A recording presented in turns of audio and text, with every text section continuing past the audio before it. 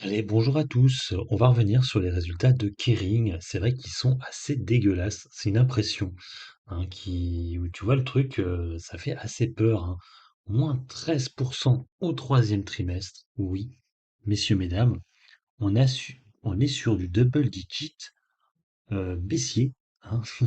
C'est vrai que on s'y attendait pas, hein. Je rappelle que les deux premiers trimestres, on était sur des légères hausses de 1%. Donc là, bim, moins 13% de chiffre d'affaires. Alors, principalement impacté par Gucci, hein, qui a déjà toujours été un peu la problématique de la société. Donc voilà, moins 13% au troisième trimestre en données publiées et de 9% en données comparables. Compte tenu d'un effet de change négatif, effectivement l'euro étant remonté depuis, ça n'a pas aidé. Un effet de périmètre de plus 2% lié à l'acquisition de Maui et Jim. Sur les 9 premiers mois de l'année, le chiffre d'affaires est en repli de moins 3%, moins 2% comparable. Gucci enregistre un chiffre d'affaires en repli de moins 5% sur l'année, bien sûr, hein. Au troisième trimestre, Gucci a réalisé un chiffre d'affaires de 2,2 milliards d'euros, et vous voyez, c'est là où ça pêche, hein, moins 14% en données publiées, et moins 7% en comparable. Les ventes dans le réseau en propre s'établissent à moins 7% comparable sur le trimestre. Les chiffres d'affaires d'Yves Saint Laurent au troisième trimestre s'élèvent à... Mais ouais, en fait, j'avais pas vu, mais Yves Saint Laurent, c'est encore pire. J'avais pas vu, c'est moins 16%. Et on sait que Yves Saint Laurent, c'était vraiment ce qu'il voulait mettre en avant. Voilà, c'est ce qui limite devait remplacer Gucci. Bah là, en fait, c'est peut-être pas la bonne idée parce que là, c'est un peu une catastrophe, hein, moins 16. Et sinon, il y a Bottega, Bottega plutôt, Veneta, qui perd seulement moins 13%. Alors c'est vrai que c'est étonnant parce que Yves Saint Laurent a quand même, heureusement, on va dire, hein, le chiffre d'affaires est quand même moins gros que celui de Gucci, hein. Et vu que, mais c'est vrai que c'est bizarre parce que c'est déjà moins 14%, hein. Donc c'est vrai que c'est étonnant qu'au final, ils aient que moins 13% de chiffre d'affaires. Bon, bref. Je fais la vidéo pour deux petites choses. Déjà pour vous montrer que Gucci, pas Gucci, que Kering a déjà eu des pertes, hein, sur les années, hein. C'est pas la première fois que ça arrive. Alors, c'est arrivé il y a quelques temps en arrière, à l'époque où le CAC 40, pas le CAC 40, la société n'était pas aussi haute.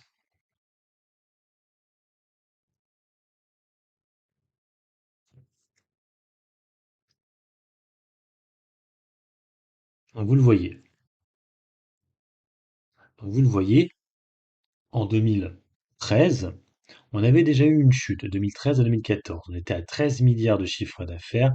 Elle avait perdu plus d'un milliard d'euros de chiffre d'affaires entre 2013 et 2014.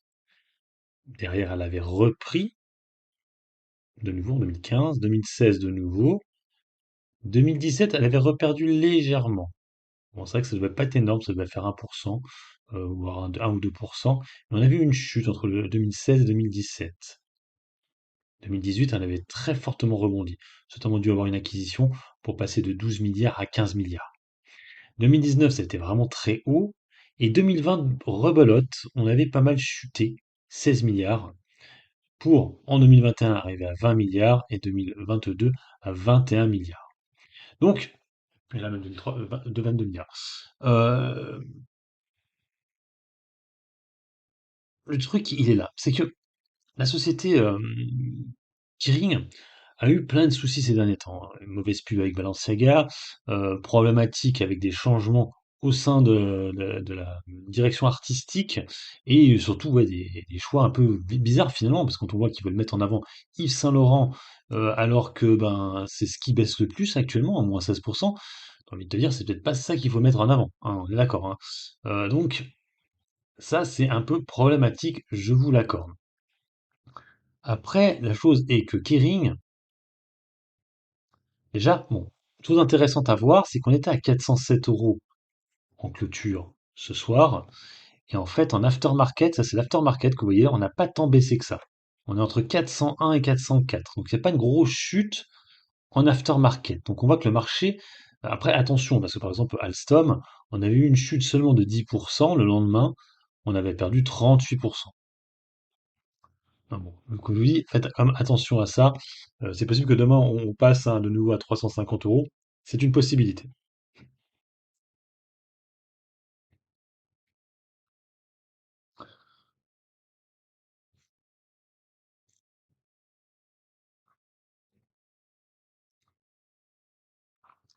Là, actuellement, l'avantage, c'est que si elle chute beaucoup là, dans les prochains jours, c'est que le dividende va commencer à être intéressant.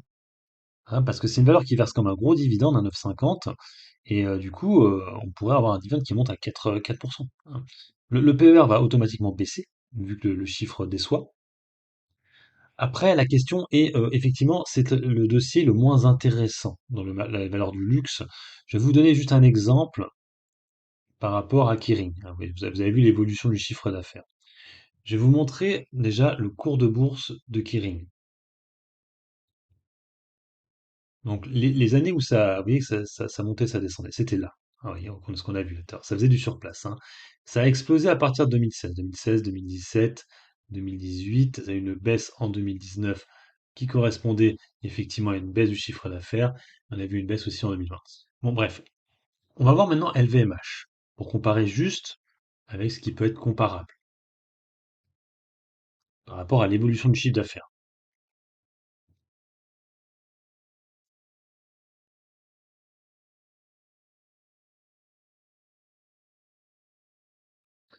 Quand on regarde LVMH, bah, en fait, c'était un peu pareil finalement. 39 milliards en 2013, en 2014, 37 milliards, 38, 39, 51. Bon, après, c'est vrai qu'elle n'a jamais chuté, après, effectivement. Bon, 2020, ça a rechuté assez violemment. 73, 84, 92.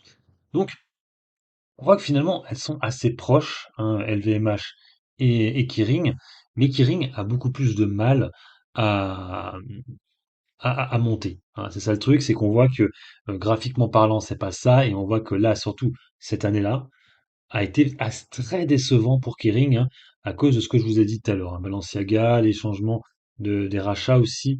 Donc, de deux choses l'une, soit avec des nouvelles acquisitions. Après, il faut dire aussi que le luxe était vraiment dans une dynamique très très très très haussière. Hein. On va faire du coup un comparatif avec LVMH, hein, pour vous montrer. Hein. LVMH.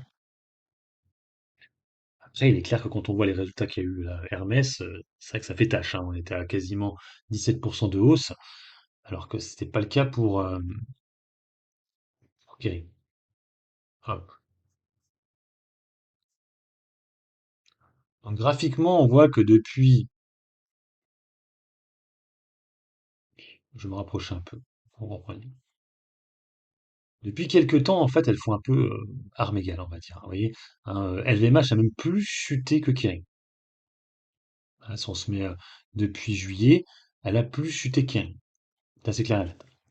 Que LVMH a perdu 20%, alors que Kering a perdu seulement 19%. Si je remets un peu plus, on voit que même là, là ça se rattrape. Voilà, après ça rattrape un peu LVMH. On est à peu près sur les mêmes niveaux, on va dire, quoi, à peu près. Ouais, là, c'est vrai que LVMH a plus rebondi. Donc, c'est vrai qu'au vu là des performances, normalement, elle devrait encore pas mal chuter au vu des résultats. C'est vrai que je suis un peu étonné hein, de voir que la société ne chute pas plus que ça suite à ces résultats qui sont, il faut quand même bien le reconnaître, assez très décevants quand même. Hein. Parce que là, on est sur des très grosses chutes au troisième trimestre qui pourraient faire que cette année, elle soit en envalure, pas en envalure, en perte. Hein. Quand je dis en perte, excusez-moi, une perte du chiffre d'affaires, hein, pas la compte de résultat, mais voilà. Bon, les points bas de 2020, c'était 348, 350. On pourrait effectivement essayer de jouer un 362 par là. Bon, déjà, les 400 euros vont être assez intéressants à voir. Mais ouais, par ici, là, 373. On voit que c'était un peu un support ici, vous voyez, en 2017. De nouveau ici, en 2018. Un peu support aussi, là, ça qu'on l'avait cassé là, effectivement. Mais voilà, on pourrait essayer de jouer ces niveaux-là, ou alors 350, qui était 350, qui étaient les plus bas de l'époque Covid, hein, plus bas du Covid. Hein. Ce serait assez étonnant, hein, parce que les résultats restent quand même bien supérieurs à l'époque du Covid. Euh, voilà. Et je rappelle hein, que avant qu'arrive le Covid, on était quand même à 604 euros. Donc c'est vrai qu'il y a une grosse, grosse baisse hein, entre les plus hauts. Et c'est vrai que quand elle s'est envolée à 800 euros, et ben là, actuellement, on retourne sur terre. Ben. Là, je vais vous montrer la baisse hein, qu'elle a connue depuis ses plus hauts. On est quand même sur une baisse de 50%, 50%. Et c'est vrai qu'elle ressemble un peu à LVMH, hein, qui avait touché, alors elle c'était 900 euros, mais elle avait bugué à 900, hein, donc elle c'était 800, et après ça s'est mis à chuter. Hein. Donc bon, LVMH est beaucoup plus diversifié que Kering. C'est ça le problème, en fait, un Kering, c'est un peu le vilain petit canard. Hein. Pour information, elle est comme vachement loin au niveau des valorisations. Hein. Les plus grosses valorisations étant LVMH, Hermès, L'Oréal. Kering est beaucoup plus derrière sur la valorisation boursière. Donc ouais, voilà, on verra demain, du coup déjà ça le casse les 400 euros déjà, dans un premier temps, et voir si après ça casse, si on va chercher ouais, les 380, 360, voire 350 euros, hein, ce serait assez fou quand même, parce que ça veut dire qu'elle baisserait, là on est à 407, hein, imaginons qu'elle aille à 350 demain, mais je crois pas trop, hein, mais ça ferait une baisse de ouais, 14% quand même. Hein.